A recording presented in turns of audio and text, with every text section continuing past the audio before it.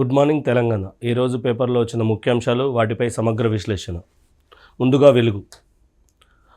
పహల్గాం దాడి పాక్ టెర్రరిస్టుల పనే. లష్కరే టెర్రరిస్టులకు ఆశ్రయం ఇచ్చిన స్థానికులు అరెస్ట్. ఉగ్రవాద వివరాలు వెల్లడించిన నిందితులు టెర్రరిస్టులని తెలిసి కూడా షెల్టర్ ఇచ్చారు. ఎన్ఐఏ పహల్గాం టెర్రర్ అటాక్ కేసులో ముందడుగు పడింది. ఈ దాడి వెనుక ఉన్నది పాకిస్తానే అని తేలిపోయింది. టూరిస్టులను కాల్చి చంపిన టెర్రరిస్టులు లష్కరే తోయిబా సంస్థకు చెందిన వారుగా జాతీయ దర్యాప్తు సంస్థ ఎన్ఐఏ అధికారులు గుర్తించారు. 26 మంది టూరిస్టులను చంపిన ఈ టెర్రరిస్టులకు ఆశ్రయం కల్పించిన ఇద్దరిని ఎన్ఐఏ అధికారులు ఆదివారం అరెస్ట్ చేశారు. ఆ నిందితులు ఇద్దరు పహల్గాం చెందిన పర్వేజ్ అహ్మద్ జోదార్, బషీర్ అహ్మద్ జోదార్గా గుర్తించారు. ముగ్గురు టెర్రరిస్టులకు వారు ఆశ్రయం కల్పించడంతో పాటు రవాణా సదుపాయం కూడా ఏర్పాటు చేశారు. యాక్చువల్గా ఇండియా పాకిస్తాన్ వార్ జరగడానికి కారణం పహల్గాం అటాక్. ఈ పహల్గాం అటాక్ జరిగినప్పుడు పాకిస్తాన్ ఏమన్నదంటే అది మాకు సంబంధం లేదని చెప్పింది. కానీ వాళ్ళు ఆశ్రయం కల్పించింది పాకిస్తాన్ టెర్రరిస్టులకే అని ఇక్కడ ఎన్ఐఏ అధికారులు క్లియర్గా తేల్చి చెప్పారు. 6 రోజుల్లో 7,770 కోట్లు జమ. రైతు భరోసా నిధుల పంపిణీలో రాష్ట్ర సర్కార్ సరికొత్త రికార్డు సృష్టించింది. కేవలం 6 రోజుల్లోనే 66.19 లక్షల మంది రైతు ఖాతాల్లో 7,770.83 కోట్లు జమ చేసింది. గత 7 ఏళ్లలో రైతులకు ఇంత వేగంగా పెట్టుబడి సాయం నిధులు పంపిణీ చేయడం ఇదే తొలిసారి. యాక్చువల్గా రైతు బంధు అనేది నెమ్మదిగా 1 ఎకరం నుంచి 2 ఎకరాలు, 2 ఎకరాలు, 3 ఎకరాలు ఇట్లా లైన్ బట్టి తక్కువ నుంచి ఎక్కువగా ఇచ్చుకుంటూ వెళ్తున్నారు. ప్రజెంట్ 7,770 కోట్లు నిధులు మంజూరు చేశారు. పెళ్ళైనాక నెలకే భర్తను హత్య చేయించిన భార్య. ఇటీవల మేఘాలయలో జరిగిన హనీమూన్ మర్డర్ తరహా ఘటన గద్వాల్ జిల్లాలో వెలుగు చూసింది. ప్రియుడి మోజులో పడి పెండ్లైన నెల రోజులకే భర్త హత్య చేయించిన యువతి తర్వాత ఏమీ తెలియనట్టు అతని ఇంట్లోనే ఉండిపోయింది. England 465 all out. ఇంగ్లాండ్ తొలి టెస్టులో బుమ్రా 83 రన్లకి తడాగా చూపెట్టాడు. దాంతో ఇంగ్లీష్ బ్యాటర్లు బెరుగ్గా రాణించిన తొలి ఇన్నింగ్స్ ఆధిక్యాన్ని 6 పరుగుల దూరంలో ఆగిపోయారు. 3వ రోజు ఆట ముగిసే సమయానికి ఇంగ్లాండ్ తొలి ఇన్నింగ్స్లో 465 రన్స్ ఆల్అవుట్ అయింది. యాక్చువల్గా ఇండియా 471 రన్లు కొట్టిందండి. 6 రన్స్ లీడ్తో ఇప్పుడు ఇంగ్లాండ్ కంటే ఎక్కువగా ఉంది. ఆల్రెడీ ఇండియా బ్యాటింగ్ స్టార్ట్ చేశారు. 90కి 2 వికెట్లు పోయాయండి. ఇరాన్పై అమెరికా అటాక్. ఇరాన్లోని ఫోర్డ్, నంతాజ్, ఇస్ఫాన్ అణు కేంద్రాలపై విజయవంతంగా దాడులు చేశాం. వాటిని పూర్తిగా నాశనం చేశాం. ఇది అమెరికాకు, ఇజ్రాయెల్కు, మొత్తం ప్రపంచానికే చారిత్రాత్మకమైన క్షణం. ఈ యుద్ధాన్ని ఇరాన్ ఇప్పుడు తప్పకుండా ముగించి తీరాలి, లేకపోతే ఆ దేశానికి విషాదం తప్పదు. America president Trump. యాక్చువల్గా ఈ యుద్ధంలోకి ట్రంప్ 2 వారాల తర్వాత డిసిషన్ తీసుకుంటా అని చెప్పాడండి. 2 వారాలకు ముందు 2 రోజులుగానే డిసిషన్ తీసేసుకుని ఆల్రెడీ ఇరాన్లోని అణు కేంద్రాలపై దాడి చేశారని వాళ్ళే చెప్పారు. B-2 స్టెల్త్ బాంబర్లో దాడి చేశారండి. బంకర్ బ్లాస్ట్ బాంబులు, మిస్సైళ్లతో 3 అణు కేంద్రాలు పేల్చివేత. అమెరికా మిస్సైల్స్ దాడిలో పూర్తిగా ధ్వంసమైన ఇస్ఫహాన్ న్యూక్లియర్ సెంటర్. ఇదిగోండి, దాడిలో పూర్తిగా ధ్వంసమైన ఇస్ఫహాన్ న్యూక్లియర్ సెంటర్. అమెరికా దాడిలో ధ్వంసమైన ఫోర్డ్ న్యూక్లియర్ సైట్. ఇవన్నీ న్యూక్లియర్ సైట్స్ అండి. ఇక్కడ యురేనియం శుద్ధి చేస్తారు. ఇక్కడ 83.5% యురేనియం శుద్ధి చేసినట్టు వెల్లడైంది. దీంతో అణుబాంబులు తయారు చేయొచ్చు, దాన్ని మాకు చాలా ప్రమాదకరమని ఇజ్రాయెల్ ఎప్పటి నుంచో ఆరోపిస్తుంది. దాంతో అమెరికా రంగంలో దిగింది. యాక్చువల్గా బంకర్ బ్లాస్ట్ బాంబులు అంటే భూమి లోపల 60 నుంచి 70 కిలోమీటర్ల లోతుకి వెళ్ళాలి. అవి ఈ ప్రపంచంలో ఉన్నది ఏకైక దేశం ఒక్క అమెరికా మాత్రమే. అందుకే అమెరికా మాత్రమే ఈ ధ్వంసం సృష్టించగలదు. అందుకే డైరెక్ట్ అమెరికా రంగంలో దిగి B-2 స్టెల్త్ బాంబర్లతో ఈ అటాక్ చేసింది. తగ్గకపోతే మరిన్ని దాడులు తప్పని ట్రంప్ హెచ్చరిక. అమెరికా ప్రారంభిస్తే తాము ముగిస్తామన్న ఇరాన్. తమ అణు కార్యక్రమాన్ని ఆపే ప్రసక్తే లేదని ప్రకటన. అమెరికా పెద్ద తప్పు చేసింది, మూల్యం చెల్లించుకోవాల్సిందే. ఇకపై ప్రతి అమెరికన్ టార్గెట్ చేస్తామని హెచ్చరిక. ఇజ్రాయెల్పై 40 మిస్సైళ్లతో ప్రతీకార దాడి. అమెరికా ఇజ్రాయెల్లో హై అలర్ట్. యాక్చువల్గా ఆపరేషన్ మిడ్ నైట్ హ్యామర్ అనే పేరుతో అమెరికా ఈ దాడికి పాల్పడిందండి. దీంతో ఇరాన్ తీవ్రంగా వ్యతిరేకించడంతో పాటు ప్రతి దాడి కూడా ప్రారంభించింది. ఇజ్రాయెల్లో అమెరికా కూడా హై అలర్ట్ ప్రకటించింది. ఎందుకంటే అమెరికాను కూడా దాడి చేస్తామని ఇరాన్ ప్రకటించింది.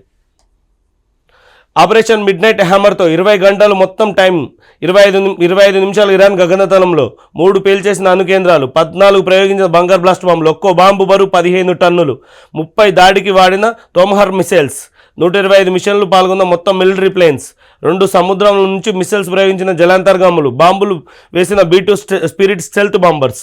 అమెరికా దాడిని ఖండించిన పాక్. ఒక్కరోజు ముందే ట్రంప్కు నోబెల్కి నామినేట్ చేస్తామని నిర్ణయం. యాక్చువల్గా భారత్ పాక్ యొక్క యుద్ధంలో అమెరికా కీలక పాత్ర వహించిందని, ఈ యుద్ధాన్ని ఆపడానికి ట్రంప్ చాలా సహకరించాడని ట్రంప్కి నోబెల్ బహుమతి ఇస్తామని చెప్పింది పాక్. ఒక్క రోజులోనే ఇరాన్పై దాడి చేయడంతో తన మాట మారి ఒక్కరోజు ముందుగానే నోబెల్ నామినేట్ చేస్తామని నిర్ణయం. అమెరికా దాడిని ఖండించింది పాక్. అంటే యాక్చువల్గా పాక్కి ఒక స్టాండ్ అంటూ ఏది ఉండదండి ఎప్పుడు. హర్ముజ్ జలసంధి క్లోజ్. మూసివేతకు ఇరాన్ పార్లమెంట్ ఆమోదం. National security council green signal ఇస్తే అమల్లోకి. రోజుకు 2 కోట్ల క్రూడ్ ఆయిల్ బ్యారెల్స్ సప్లైపై ఎఫెక్ట్. ఇక నుంచి ప్రపంచ దేశాలు 20% చుమురు. ఇండియాకు నిలిచిపోనున్న 20 లక్షల బ్యారెల్స్. యాక్చువల్గా ఇది హర్ముజ్ జలసంధి అండి. ఈ జలసంధి నుంచే ప్రపంచానికి 20% ఆయిల్ అనేది ఎక్స్పోర్ట్ అవుతుంది. ఇక్కడనే Iran, Iraq, Saudi Arabia, Oman, అన్నీ ఉంటాయండి. ఈ మిడిల్ ఈస్ట్ కంట్రీస్ మొత్తం ఇక్కడి నుంచే ప్రపంచానికి ఆయిల్ ఎక్స్పోర్ట్ చేస్తుంటాయి. ఇది ఎక్కువగా ఇరాన్ మూసివేస్తే మొత్తం ప్రపంచానికి 20% ఆయిల్ క్లోజ్ అవుతుంది. 1990లో ఇండియాకు ఆర్థిక మాంద్యం వచ్చింది. ఆ ఆర్థిక మాంద్యంలో ఒకనొక కారణం ఏంటంటే ఈ హర్ముజ్ జలసంధి మూసివేత. అప్పుడు పశ్చిమాసియాలు అంటే మిడిల్ ఈస్ట్లో మొత్తం ఉద్రిక్తతలు ఉన్నాయి. ఆ ఉద్రిక్తతల వల్ల ఇది క్లోజ్ చేసింది. దీంతో పెట్రోల్ రేటు, డీజిల్ రేట్లు పెరిగిపోయి ట్రాన్స్పోర్ట్ మీద చాలా ఎఫెక్ట్ పడింది. దాంతో మన దగ్గర ఉన్న విదేశీ మారదమే మొత్తం ఓన్లీ వీటిని కొనడానికే సరిపోయింది. దానివల్ల ఆర్థిక మాంద్యం వచ్చింది. దాంతో మన రూపాయి వాల్యూని తగ్గించుకొని మనం సర్వైవ్ అవ్వాల్సి వచ్చింది. దాంతోపాటు ప్రపంచీకరణ వైపు మొగ్గు చూపాల్సి వచ్చింది. అంతకుముందు మంది ప్రభుత్వీకరణ పెట్టుబడి విధానం అండి. హైదరాబాద్ బంజారా భవన్లో మంత్రి వివేక వెంకటస్వామిని సన్మానిస్తున్న దళిత కార్మిక ఉద్యోగ సంఘాల నేతలు. కాకా స్ఫూర్తితోనే పనిచేస్తా, పేదల సంక్షేమానికి కృషి చేస్తా. మంత్రి వివేక్ వెంకటస్వామి. మాలల ఆత్మగౌరవంతో బతకాలి, అందరూ కలిసికట్టుగా ఉండాలని పిలుపు. జాతీయ షెడ్యూల్ కులాల హక్కుల పరిరక్షణ సంఘం ఆధ్వర్యంలో మంత్రికి సన్మానం. యాక్చువల్గా వివేక్ వెంకటస్వామి గారికి మంత్రి పదవి వచ్చిందండి. దాన్ని సందర్భించుకొని ఇది ఆదాయం పెంచండి, సంక్షేమ పథకాలకు సరిపడా రాబడి రావాలి. డిప్యూటీ సీఎం బట్టి. రియల్ ఎస్టేట్ పుంజుకోవడం మంచి సంకేతం. నాన్ ట్యాక్స్ రెవెన్యూ కేంద్ర నిధులపై దృష్టి పెట్టండి, ప్రజలపై ఎలాంటి భారం మోపొద్దని అధికారులకు ఆదేశం. రాష్ట్ర వ్యాప్తంగా 136,000 కోట్లు పనులు జరుగుతున్నాయి.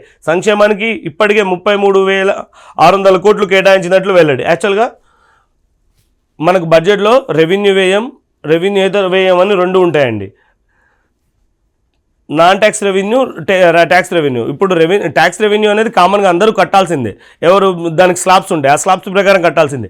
నాన్ ట్యాక్స్ రెవెన్యూ పెంచడం వల్ల ఏమవుతుంది అంటే ప్రభుత్వానికి మనీ అనేది సప్లై అనేది ఎక్కువగా ఉంటుంది. ఆ సప్లై ఎక్కువగా ఉంటే పేద ప్రజలకి సంక్షేమ పథకాలకు ఖర్చు పెట్టడానికి, మౌలిక వసతులు కల్పించడానికి ఈజీ అవుతుంది. దానికోసమే డిప్యూటీ సీఎం గారు నాన్ ట్యాక్స్ రెవెన్యూ పెంచాలని అధికారులకు ఆదేశాలు ఇచ్చారు.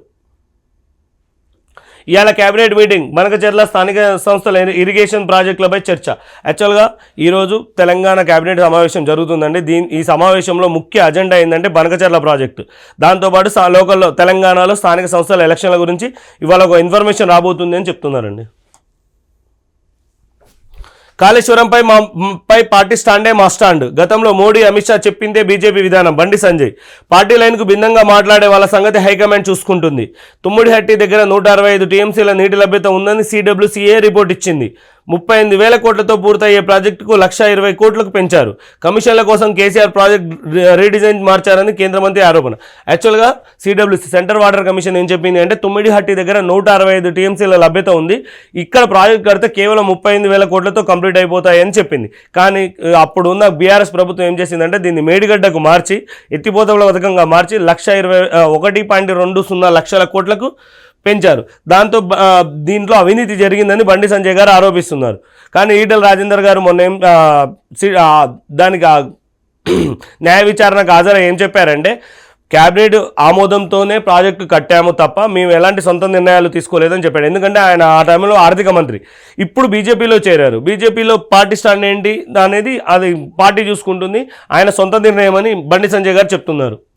కాళేశ్వర్లు రిపేర్లు చేయకుంటే క్రిమినల్ కేసులు. బ్యారేజ్ల రిపేర్ల ఖర్చు నిర్మాణ సంస్థలదే తేల్చి చెప్పిన ప్రభుత్వం. NDSAకి రిపోర్టు తప్పు పెడుతూ L&T లేఖ రాయడంపై సర్కార్ సీరియస్. యాక్చువల్గా కాళేశ్వరం ప్రాజెక్ట్ మీద ఏమైనా డ్యామేజ్ జరిగితే ఆ ప్రాజెక్ట్ కట్టిన L&Tనే చేయాలి అని సర్కార్ తేల్చి చెప్పిందండి. అప్లికేషన్లు రిజెక్ట్ చేస్తే కారణం చెప్పాల్సిందే. భూ సమస్యల దరఖాస్తులకు సర్కారు నిర్ణయం. యాక్చువల్గా ఇది మంచి పరిణామం అండి. ఎందుకంటే ధరణి ఉన్నప్పుడు అందులో అసలు ఎందుకు అప్లికేషన్ రిజెక్ట్ అయిందో కూడా ఎవరికి అర్థం కాకపోయేది. ఇప్పుడు భూభారతి అని తీసుకొచ్చారు. ఈ భూభారతిలో అప్లికేషన్ రిజెక్ట్ చేస్తే అసలు ఎందుకు రిజెక్ట్ చేశారో కారణం చెప్పాలి. కారణం తెలియకుండా మనం ఎన్నిసార్లు అప్లై చేసినా అది రిజెక్ట్ అవుతుంటుంది. కారణం చెప్తే ఓకే ఇది కారణమా, దీన్ని రెక్టిఫై చేయాలంటే ఏం చేయాలి అనేది ఒక క్లారిటీ వస్తుంది. ఇది చాలా మంచి పరిణామం. నమస్తే తెలంగాణ. 1,00,000 మంది టేకీలపై వేటు. ఏడాదిలో భారీగా తొలగింపులు. 1,000 మంది ఇంటికి పంపుతున్న దిగ్గజ సంస్థలు. యాక్చువల్గా అనేది చాలామంది టెక్కీలను ఉద్యోగాలు కోల్పోయేలా చేస్తుంది అని ఇన్ఫర్మేషన్ అండి. ఇది భారత్లో మహిళలు ఒంటరిగా తిరగొద్దు, పలు ప్రాంతాల్లో లైంగిక దాడులు, హింసాత్మక ఘటనలు, పౌరులకు అమెరికా అడ్వైజరీ, ఉత్తర తెలంగాణపై హెచ్చరిక. చూస్తున్నారా మళ్ళీ అన్ని పేపర్లు కవర్ చేశాయండి. అమెరికా భీకర దాడి, 3 అణుకేంద్రాలపై విరుచుకుపడ్డ అగ్రరాజ్యం, భూగర్భ న్యూక్లియర్ ప్లాంట్లే లక్ష్యంగా భారీ దాడులు, ఇరాన్ ఇజ్రాయెల్ యుద్ధంలోకి America, operation midnight hammer పేరిట దాడి, బంకర్ బ్లాస్ట్ బాంబులతో బీభత్సకాండ, ఫోర్డుతో సహా 3 అణుకేంద్రాలు ధ్వంసం, ప్రతీకారానికి పాల్పడితే మరిన్ని దాడులు, శాంతి కావాలా విషాదం కావాలా, ట్రంప్, మీరు ప్రమాదకర యుద్ధం మొదలుపెట్టారు, అమెరికాకు శాశ్వత గాయం ఖాయం, అగ్రరాజ్యానికి ఇరాన్ ఘాటు హెచ్చరికలు. ఇది హర్ముజ్జల సంధి మూసివేత, ఇరాన్ పార్లమెంట్ నిర్ణయం, ప్రపంచ ఆయిల్ అవసరాలు 20% ఇక్కడి నుంచే రవాణా, చమురు ధరలు పెరిగే అవకాశం, భారత్పై ప్రభావం తక్కువ. ఎందుకంటే మనం ఒకప్పుడు అంటే 1990s టైంలో ఈ ఏరియా నుంచి ఎక్కువగా చమురు దిగుమతి చేసుకున్నామేనండి. కానీ రష్యా మనకి ఇంతకంటే తక్కువ ధరకే ఆయిల్ సప్లై చేయడం వల్ల ఇప్పుడు మనం ఆయిల్ దిగుమతి చేసుకునే దేశాల్లో మొత్తం 5 దేశాలు ఉన్నాయండి టాప్లో. 5 దేశాల్లో 40% ఆయిల్ కేవలం రష్యా నుంచే డౌన్లోడ్ చేసుకుంటున్నాం. కాబట్టి అంత ఎఫెక్ట్ ఉండకపోవచ్చు అంటున్నారు. సుప్రీంకోర్టుకు వెళ్లారెందుకు, రేవంత్ మౌనం తెలంగాణకు శాపం, బనకచర్లపై సాచివేత ధోరణిలో కాంగ్రెస్ సర్కార్, తమిళనాట బీజేపీ రాజకీయ క్రీడకు కాంగ్రెస్ సహకారం, ఇప్పటిదాకా కావేరీ లింకుపై నోరు విప్పని ముఖ్యమంత్రి, అన్యాయంపై న్యాయస్థానానికి వెళ్లకుండా తాత్సారం, గోదావరి బేసిన్లో కేంద్రం విభజన విధానం అమలు, ఒక్కో రాష్ట్రానికి ఒక్కో తీరుగా నోరు మూయిస్తున్న మోడీ, 8 మంది ఎంపీలు ఇచ్చిన తెలంగాణ గొంతుకొస్తున్న బీజేపీ. యాక్చువల్గా బీజేపీ సర్కారు, కేంద్రంలో ఉన్న బీజేపీ ఒక్కొక్క రాష్ట్రానికి ఒక్కో విధంగా ఇచ్చి తెలంగాణని ఎండగడుతుందని నమస్తే తెలంగాణ క్లారిటీగా ఇచ్చిందండి. ఇక్కడ ఒక్కో రాష్ట్రానికి ఒక్కో రీతిగా. గోదావరి బేసిన్, యాక్చువల్గా గోదావరి బేసిన్ దక్షిణ భారతదేశంలో అతిపెద్ద నది. అది ఎక్కువగా మహారాష్ట్ర, ఛత్తీస్గఢ్, కర్ణాటక, తెలంగాణ, ఏపీ, ఒడిశా, పాండిచ్చేరిలో ఉన్నాయి. కావేరీ నీళ్ళని తరలిస్తే నష్టపోయేది మహారాష్ట్ర, కర్ణాటక, ఛత్తీస్గఢ్, తెలంగాణ, ఆంధ్రప్రదేశ్ రాష్ట్రాలే. అందుకే మోడీ సర్కార్ తెలంగాణ మినహా మిగిలిన అన్ని ఇతర రాష్ట్రాలకు ఇతర ప్రాజెక్టుల సహకారం అందించి వాటి నోరు మూయిస్తున్నది. మహారాష్ట్రకి ఏం చేసిందంటే Krishna Koyna intra river project ఆర్థిక సాయం చేస్తామని కేంద్రం హామీ ఇచ్చింది. కర్ణాటక కృష్ణా జలాల పంపిణీపై బ్రిజేష్ కుమార్ ట్రిబ్యునల్ 2 అవార్డు అమలు ద్వారా ఆల్మట్టి ఎత్తు, స్టోరేజ్ పెంచుకోవడం, అప్పర్ భద్ర ప్రాజెక్టు, నావలి రిజర్వాయర్ విస్తరణకు ప్రాజెక్టులకు కేంద్రం అనుమతులు ఇచ్చింది. ఛత్తీస్గఢ్కు 49,000 కోట్లకు విలువైన బోధ్ఘాట్ పాటు మహానది ఇంద్రావతి లింక్ ప్రాజెక్టు అనుమతులు ఇచ్చింది. ఆంధ్రప్రదేశ్కు గోదావరి, కావేరీ అనుసంధాన ప్రాజెక్టులో భాగంగా ఏపీ రూపొందించిన 80,000 కోట్ల బనకచర్ల ప్రాజెక్టులకు నిధులు, అనుమతులు ఇస్తుంది. మరి తెలంగాణకి ఏమి ఇస్తారు అని అడుగుతున్నారు. ఇంతవరకు తెలంగాణకి ఏమి ఇవ్వాలి. ఈ పరివాహ ప్రాంతంలో మొత్తం ఉన్న రాష్ట్రాలన్నిటికీ ఏదో ఒకటి ఉంది, కానీ తెలంగాణకి ఏమీ లేదని నమస్తే తెలంగాణ పేపర్ యొక్క సారాంశం అండి ఇది. అడవి బిడ్డలపై బుల్డోజర్, కాంగ్రెస్ సర్కారు దౌర్జన్యం, ఆడబిడ్డలు బట్టలు చింపి బూట్ల కాళ్లతో తన్ని దాష్టికం, ఆదివాసు సాగు భూమి ఆక్రమించి కందకాల తవ్వకం, అడ్డొచ్చిన మహిళలపై అటవీ శాఖ సిబ్బందులు దాడులు, అమానుషం, అసభ్యంగా ప్రవర్తించిన అధికారులు, బూర్గం పహాడ్ ఘటనలో దవానకడపాలైన మహిళలు, ప్రభుత్వ అండతోనే పోడుపై దుందుడు చర్యలు, ఇంత జరిగినా దాడి చేసిన వారిపై చర్యలు చేపట్టని వైనం, కాంగ్రెస్ సర్కారు తీరుపై జాతీయ స్థాయిలో విమర్శలు, నేడు బాధితులను పరామర్శించనున్న విబయారస్ నేతలు. అది అటవీ ప్రాంతం, మమ్మల్ని ఎవరేం చేస్తారో అనుకున్నారు కాబోలు, అమాయక ఆదివాసీ బిడ్డలపై అటవీ శాఖ సిబ్బంది తమ ప్రతాపాన్ని చూపించారు. 2 రోజుల క్రితం భద్రాద్రి కొత్తగూడెం జిల్లాలో బూర్గంపాడ్ మండలం ఇరవెండి అటవీ పరిధిలోని కోర్సా గుంపులో ఆటవిక చర్యకు దిగారు. మగవాళ్ళెవరూ లేని సమయంలో ఆదివాసీ ఆడబిడ్డల పోడు పొలంలో పత్తి గింజలు వేస్తుండగా 6 అటవీ శాఖ సిబ్బంది జేసీబీతో దిగబడ్డారు. ఇక్కడికి ఎందుకు వచ్చిండ్రు, మిషన్ ఎందుకు తెచ్చిండ్రు అని ప్రశ్నించిన మహిళలపై అమానుషంగా ప్రవర్తించారు, దుర్భషలాడారు, జుట్టు పట్టుకుని జాకెట్లు చించి మరీ దాడి చేశారు. ఇది మా జాగా, మీరెందుకు వచ్చారు అంటూ జుగుత్సాహరంగా ప్రయత్నించారు. యాక్చువల్గా అప్పుడున్న బీఆర్ఎస్ ప్రభుత్వం అటవీ బిడ్డలందరికీ అంటే వాళ్ళకి పోడు వ్యవసాయం చేసుకోవడానికి పోడు భూములు ఇచ్చిందండి. కానీ ఇప్పుడున్న కాంగ్రెస్ ప్రభుత్వం వాటిని ఆక్రమిస్తుంది అని వాళ్ళు అందులో మగవాళ్ళు లేనప్పుడు అక్కడ వాళ్ళు పనిచేసుకునే ఆడవాళ్ళని ఇలాంటి చర్యలు చేపట్టడం చాలా సిగ్గుచేటు. అధికారులు హై క్లాస్ చదువుకొని ఇంత దారుణంగా ప్రవర్తించడం అనేది చాలా తప్పు. ఆదాయం అధోముఖం, 2015-16లో 56% పైగా వృద్ధి, 2024-25లో వృద్ధి 6% లోపే. గాడి తప్పిన తెలంగాణ రాష్ట్ర ఆదాయాలు, నాన్ ట్యాక్స్ రెవెన్యూ పెంచడంలో విఫలం, నిధుల కొరతతో అల్లాడుతున్న పలు శాఖలు, మొత్తంగా తెలంగాణ ఆర్థిక వ్యవస్థ గందరగోళం. ఆదాయం పెంచాలని infrastructure and capital sub committee భేటీలో బట్టి పిలుపు. యాక్చువల్గా 2015-16లో 56% వృద్ధి ఉండండి, కానీ ఇప్పుడు కేవలం 6%కే వృద్ధి దిగజారిపోయిందని, నాన్ ట్యాక్స్ రెవెన్యూ పెంచాలని డిప్యూటీ సీఎం అయిన బట్టి విక్రమార్క గారు చెప్పారు. ఎందుకంటే నాన్ ట్యాక్స్ ఇప్పుడు ట్యాక్స్ రెవెన్యూ ఆటోమేటిక్గా వచ్చేస్తుంది, ఎందుకంటే వాళ్ళు కంపల్సరీ ట్యాక్స్ పే చేస్తారు. కానీ నాన్ ట్యాక్స్ రెవెన్యూ పెంచడం వల్ల ఏమవుతుందంటే ఆ ప్రభుత్వానికి ఆదాయం ఎక్కువగా వస్తుంది. ప్రభుత్వానికి ఆదాయం ఎక్కువ వస్తే వాళ్ళు మౌలిక వసతులు కల్పించడానికి, పథకాలకు ఖర్చు పెట్టడానికి ఈజీ అవుతుంది. 15 లక్షలకు ఎస్జిటి పోస్ట్, డిఎస్సి స్పోర్ట్స్ కోటాలో కొలువుల భర్తీలో భారీ స్కామ్, అర్హతలు లేని వారికి ఉద్యోగాలు కట్టబెట్టిన వైన్యం, అభ్యంతరాలు వచ్చిన ఆగమేఘాలపై నియామకం, రిక్రూట్మెంట్లో అడుగున ఉల్లంఘనలే, రీవెరిఫికేషన్లో 25 మంది అనర్హులుగా గుర్తింపు, 6 నెలల్లో నివేదిక తొక్కిపట్టిన అధికారులు. యాక్చువల్గా ఇది చాలా దారుణం అండి. ఒక్కొక్కళ్ళు అశోక్ నగర్లో, దిల్షీ నగర్లో తిండి లేక 5 రూపాయలు భోజనం చేస్తూ ఒక్కొళ్ళు చాలా కష్టపడతారు. మీరు డబ్బులు తీసుకొని పోస్టులు ఇస్తే వాళ్ళు ఏం చేస్తారు? వాళ్ళకి ఏమొస్తుంది? వాడు టాలెంట్ లేనివాడే డబ్బు ఇచ్చి కొంటాడు, టాలెంట్ ఉన్నవాడు డబ్బు ఇవ్వడానికి ఇంట్రెస్ట్ చూపించాడు. అంటే నువ్వు టాలెంట్ లేనివానికి జాబ్ ఇస్తున్నావు, జాబ్ ఇస్తే వాడు అక్కడ ఏం చేస్తాడు? వాళ్ళు కూడా ఏం చెప్పాడు, వాడు ఖాళీగా కూర్చుంటాడు, లేకపోతే తిరుగుతాడు, అంతే తప్ప వాడేం చేయడు. టాలెంట్ ఉన్నోనికి జాబ్ రావాలి, డబ్బులు ఇచ్చినోనికి జాబ్ రావద్దు. 2 రైతుల ఆత్మహత్య, సరైన దిగుబడులు రాక అప్పులు తీర్చలేక మనస్తాపం. యాక్చువల్గా 2 రైతుల ఆత్మహత్య జరిగిందండి. యాక్చువల్గా మీనాక్షి ముందుకు వరంగల్ పంచాయతీ, కొండా దంపతులు కావాలో పార్టీ కావాలో తేల్చుకోండి, కాంగ్రెస్ ఎమ్మెల్యేల స్పష్టీకరణ. యాక్చువల్గా కొండా దంపతుల వివాదం కాంగ్రెస్ పార్టీలో ముదురుతుంది. కొండా దంపతులు వర్సెస్ వరంగల్లో ఉన్న ఎమ్మెల్యేలందరూ ఒక రకంగా మారిపోయారు. ఒక సైడ్ ఒకళ్ళు, ఒక సైడ్ ఒకళ్ళు. వాళ్ళ పార్టీ చీఫ్ అయిన మీనాక్షి దగ్గరికి వెళ్ళారు. ఇప్పుడు వాళ్ళు కావాలా మేము కావాలా తేల్చుకోవాలని కరాఖండిగా చెప్పారు. పెండింగ్ బిల్లులు ఇవ్వకుంటే పనులు ఎట్లా అవుతాయి? కోమటిరెడ్డి సమీక్షలో అధికారుల ప్రశ్న. 5 కలెక్టరేట్లకు 100 కోట్ల బిల్లులు పెండింగ్, నిర్మాణ పనుల్లో వేగం పెంచాలన్న మంత్రి, బిల్లులు చెల్లిస్తేనే పనులన్న అధికారులు. యాక్చువల్గా తెలంగాణ సర్కార్ దగ్గర ఆర్థికంగా చాలా ఇబ్బందుల్లో ఉంది.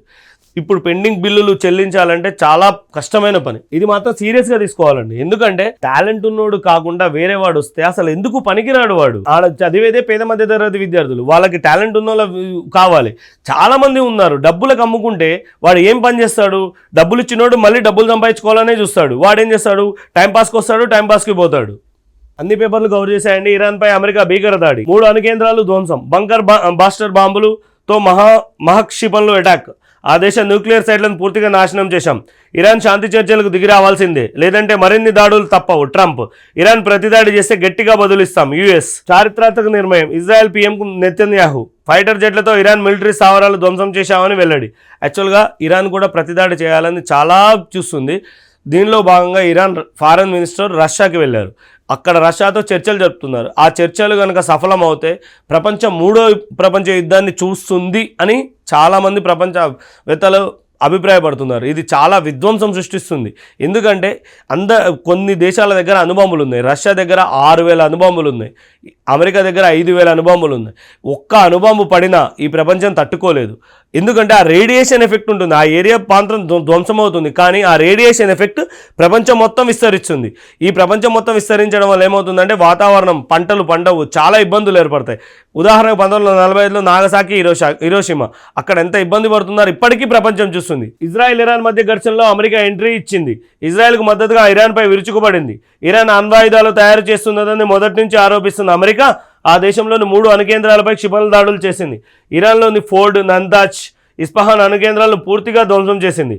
ఫోర్డ్, నంతాజ్లపై B-2 బాంబులు మోసుకెళ్లిన బంకర్ బ్లాస్టర్ బాంబులను నాశనం చేయగా యుఎస్ సబ్మెరైన్ పసిఫిక్ సముద్రం నుంచి ప్రయోగించిన తొహమక్ మిసైల్స్ ఇస్ఫహాన్ న్యూక్లియర్ రీసెర్చ్ ఫెసిలిటీని ధ్వంసం చేశాయి. ఈ దాడులను తొలుత సోషల్ మీడియాలో ధృవీకరించిన అమెరికా అధ్యక్షుడు డొనాల్డ్ ట్రంప్ ఆ తర్వాత వైట్ హౌస్ మీడియాలో మాట్లాడుతూ కీలక వివరాలు వెల్లడించాడు. అమెరికన్లే మా టార్గెట్, అణు తయారీలో వెనక్కి తగ్గేదే లేదు ఇరాన్, ఉద్రిక్తతల వెంటనే తగ్గించుకోండి. ఇరాన్ అధ్యక్షుడికి ప్రధాని మోడీ ఫోన్, ఇరాన్కు అణ్వాయుధాలు ఇచ్చేలా చాలా దేశాలు సిద్ధం, రష్యా మాజీ అధ్యక్షుడు మెద్వదేవ్.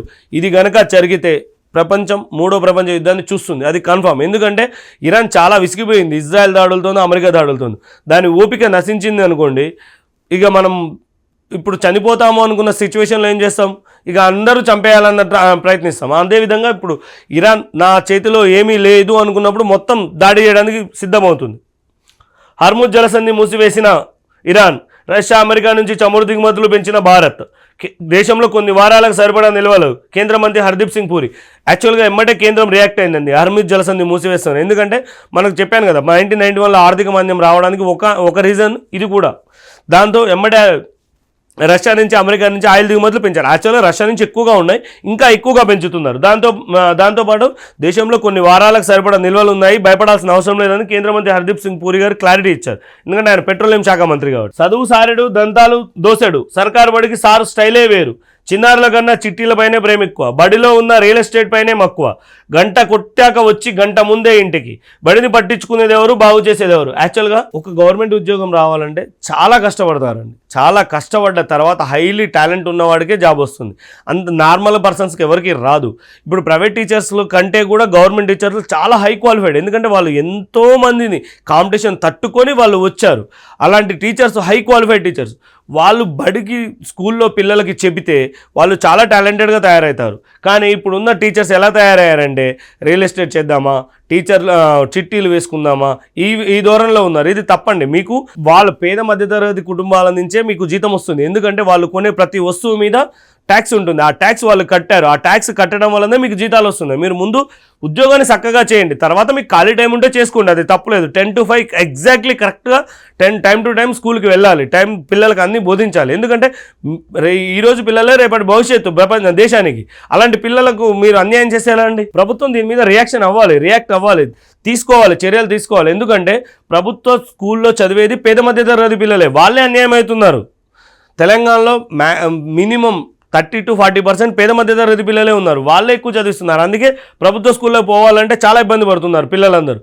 ప్రభుత్వ ఉద్యోగం కావాలి, కానీ ప్రభుత్వ టీచర్ల పిల్లలు మాత్రం ప్రభుత్వ స్కూల్లో చదవరు, వాళ్ళు మాత్రం హైలీ ప్రైవేట్ స్కూల్స్లో చదువుతారు. వాళ్ళ పిల్లల్ని కూడా ఇందులో వేసి వాళ్ళ టీచర్స్ కూడా ఇలానే బిహేవ్ చేస్తే వీళ్ళకి తెలుస్తుంది ఆ బాధ ఏందో. మొన్నటి వరకు గ్రామీణ ప్రజలదే నిర్ణయాధికారం, సమీప భవిష్యత్తులో మారనున్న రాష్ట్ర రాజకీయ ముఖ చిత్రం. యాక్చువల్గా 2020లో జనగణన పూర్తి కాగానే మనకి నియోజకవర్గాల పునర్విభజన జరుగుతుందండి. ఈ నియోజకవర్గాల పునర్విభజన జరిగిన తర్వాత ఏమవుతుందంటే మొత్తం యాక్చువల్గా ఏమవుతుంది అంటే హైదరాబాద్ పరిసర ప్రాంతాల్లోనే తెలంగాణలో ఉన్న జనాభా మొత్తం ఉంది. ఈ ఏరియాలోనే 40% దాకా సీట్లు రావచ్చు అని ఎక్స్పెక్టేషన్ చేస్తున్నారు. ఎందుకంటే పబ్లిక్ ఎక్కడ ఉంటే అక్కడే నియోజకవర్గాలు ఎక్కువగా ఉంటాయి. ఇప్పుడు ఒకప్పుడు గ్రామాలు నిర్ణయించేవి, ఇప్పుడు అందరూ పట్టణాల్లోకి రావడం వల్ల, పట్టణాలకు వలస రావడం వల్ల పట్టణాలు నిర్ణయిస్తాయని ఈ వార్త సారాంశం అండి. 2028లో నియోజకవర్గాల పునర్విభజన 153కు చేరనున్న అసెంబ్లీ సెగ్మెంట్లు, అందులో 80కి పైగా స్థానాలు పట్టణ ప్రాంతాల్లోనే, హైదరాబాద్ పరిసర ప్రాంతాల్లో 40కి పైగా సీట్లు. పట్టణాలకు పెరుగుతున్న వలసలు, విద్య, ఉపాధి, వైద్యం కోసం గ్రామీణం నుంచి జిల్లాలకు. ఉత్తర భారతం, ఆంధ్ర నుంచి కొనసాగుతున్న మైగ్రేషన్. యాక్చువల్గా హైదరాబాద్ అనేది మల్టీ పట్టణం అండి.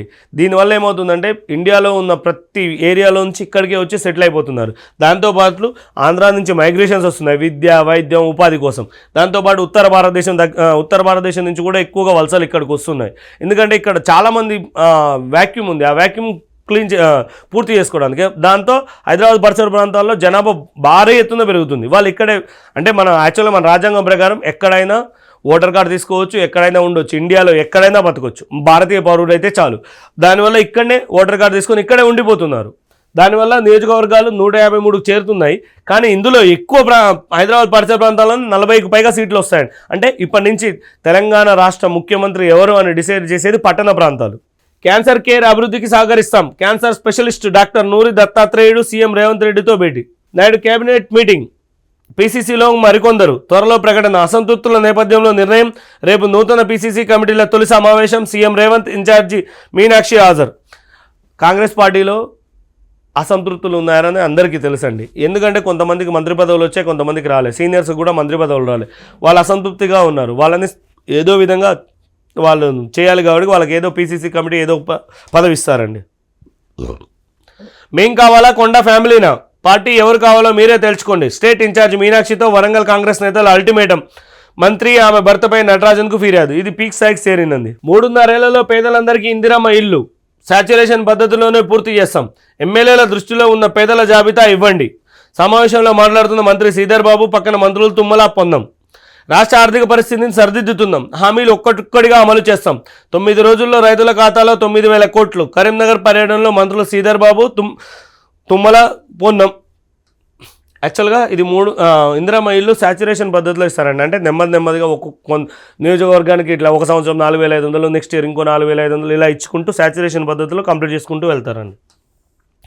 నవవరుడి హత్య, పెళ్లైన నెలకే సర్వేయర్ తేజేశ్వర్ మర్డర్, భార్య అత్తతో హత్య చేయించారంటూ బాధిత కుటుంబం ఆరోపణ, దుండగులకు సుపారీచ్చి చంపించారన్న మృతుడి సోదరుడు, బ్యాంకు మేనేజర్తో వివాహేతర సంబంధమే కారణమా, జోగులాంబ గద్వాల్ జిల్లాలో ఘటన. చాలా ఇష్టం లేనప్పుడు ఎందుకు చేసుకోవాలండి, సింపుల్గా డైవర్స్ ఇచ్చుకొని ఎవరు దారిని వాళ్ళు చూసుకుంటే ఇవన్నీ ఉండవు కదా, నచ్చకపోతే వదిలేసేయండి. ఇంత సింపుల్ దానికి మర్డర్లు ఇవన్నీ అవసరమా? ఈ మధ్య ఇవి బాగా పెరిగిపోతున్నాయి. హిందువులు ఐక్యంగా ఉండాలి, అప్పుడే మీకు ఇబ్బందులు అవమానాలు ఉండవు. అధికారంలో ఉన్నవారు హిందువులను ఎలా చూడాలనుకుంటున్నారు? తమిళనాడు బీజేపీ సీనియర్ నేత అన్నామలై. నేను మతోన్మాద హిందువును కాను. AP deputy CM Pawan Kalyan. తమిళనాడులో మురుగన్ భక్తర్గల్ మానాడు 6 తీర్మానాలు ఆమోదించిన ప్రతినిధులు. యాక్చువల్గా తమిళనాడులో మురుగన్ భక్తర్గల్ మానాడు అనేది ఒక కార్యక్రమం జరిగిందండి బీజేపీ పార్టీది.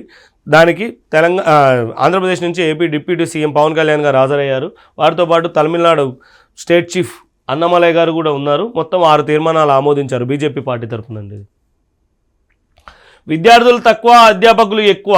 ఇంటర్లో హెచ్ఈసీ గ్రూపుకు తగ్గుతున్న అడ్మిషన్లు. ప్రభుత్వ కాలేజీలో స్టూడెంట్స్ లేక ఇతర కాలేజీలకి లెక్చరర్స్. ప్రైవేట్ కాలేజీలు వృత్తి విద్యా కోర్సులపై ప్రభావం.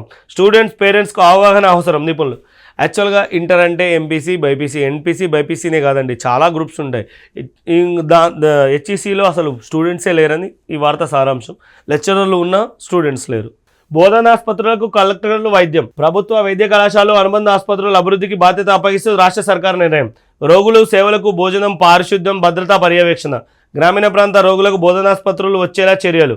ప్రత్యేకంగా షెడ్యూల్ బస్సులు, అవుట్ పేషెంట్లు, ఇన్ పేషెంట్ల సంఖ్య పెంచడంపై దృష్టి. కాలేజీలు, బోధనాసుపత్రులు తనిఖీల కమిటీల్లో కలెక్టర్లకు చోటు. జూన్ 25, 29 దాకా తనిఖీలు. 30న సర్కారుకు నివేదిక. 2028 జూన్ నాటికి 100% సౌకర్యాల కల్పన లక్ష్యం. యాక్చువల్గా గవర్నమెంట్ హాస్పిటల్కి చాలా హై క్వాలిఫైడ్ వైద్యులు ఉంటారండి. ఎందుకంటే వాళ్ళు పెట్టే ఎగ్జామ్లో క్వాలిఫై వచ్చిన వాళ్ళు చాలా ఇంటెలిజెన్స్. కానీ అక్కడ మౌలిక సదుపాయాలు కల్పన లోటు ఉండడం వలన వాళ్ళు ఏం చేయలేకపోతున్నారు. వాళ్ళకి మౌలిక సదుపాయాలు కల్పిస్తే ప్రైవేట్ హాస్పిటల్స్ కంటే బాగా వైద్యం చేయగలరండి. ఇది నిజం. దీన్ని కలెక్టర్ల పర్యవేక్షణకు తీసుకురావడం చాలా మంచి పరిణామం. ఇరాన్ అణుకేంద్రాలపై అమెరికా బాంబుల వర్షం. 2 వారాలు గడువిచ్చి 2 రోజుల రంగంలో దిగిన అగ్రరాజ్యం. ఫోర్డ్, ఇస్ఫహాన్, నటాంజ్ కేంద్రాలపై బంకర్ బ్లాస్టర్ బాంబులతో బీభత్సం. అది చెప్పాను కదండి, ట్రంప్ 2 వారాల టైం తర్వాత ఈ ఇరాన్ ఇజ్రాయెల్ యుద్ధంలోకి వస్తానని చెప్పాడు. కేవలం 2 రోజుల్లోనే మనసు మార్చుకొని ఇరాన్పై బీభత్సం సృష్టించాడు. 3 ఫోర్డ్, ఇస్ఫహాన్, నటాంజ్ అణుకేంద్రాలపై దాడులు చేశారు. నోబెల్ శాంతి బహుమతికి ట్రంప్ పేరును పాక్ ప్రభుత్వం ప్రతిపాదించిన మర్నాడే ఇరాన్పై దాడి. మరి వాళ్ళు ప్రతిపాదిస్తే అంతే జరుగుతుంది. మరి ఇజ్రాయెల్ ప్రధాని నెతన్యాహుతో ట్రంప్. ఇరాన్ అణ్వాయుధాలు ఇచ్చేందుకు ఎన్నో దేశాలు సిద్ధం. రష్యా మాజీ అధ్యక్షుడు మెద్వదేవ్ వ్యాఖ్య.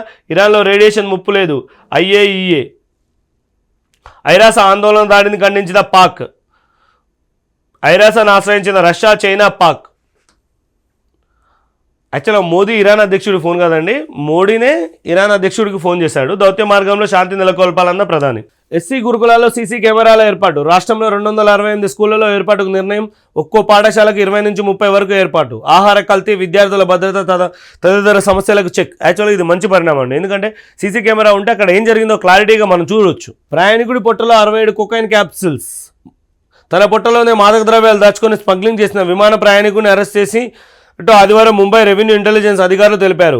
ఐవరీ కోస్ట్ దేశానికి చెందిన ఓ వ్యక్తి నెల 19న సియరాలియోన్ నుంచి ముంబై వస్తూ పొట్టలో 67 కొకైన్ క్యాప్సూల్స్ దాచుకున్నారు. వాటి బరువు కేజీ 139 గ్రాములు. వీటి విలువ 11.39 కోట్లని అధికారులు అదుపులోకి తీసుకొని ప్రశ్నించగా కొకైన్ స్మగ్లింగ్ చేస్తున్నట్లు అంగీకరించారు. వెంటనే ప్రభుత్వ ఆసుపత్రికి తరలించి వాటిని బయటకు తీశారు.